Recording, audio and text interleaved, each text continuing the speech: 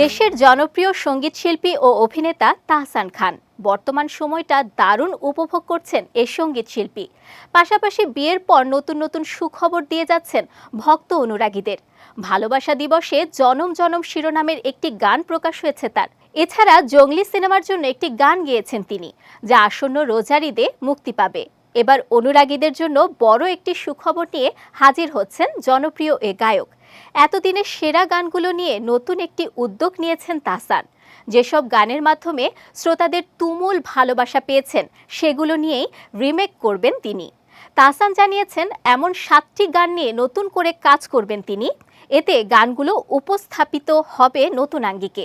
তিনি বলেন, আমি সবসময় চেয়েছি আমার সৃজনশীল কাজগুলো আমারই নিয়ন্ত্রণে থাকুক, তাই আমার গাওয়া পুরনো 7টি গান আবারও নতুন করে গাওয়ার উদ্যোগ নিয়েছি, কারণ আমি চাই সেগুলো নতুন আঙ্গিকে উপস্থাপিত হোক। যেসব গান করব সেগুলো অনেক হিট হয়েছিল তেমন নয়, কিন্তু আমার খুব প্রিয় গান, তাই গানগুলো আমার নিজের মতো করে শ্রোতাদের কাছে উপস্থাপন করার উদ্যোগ নিয়েছি।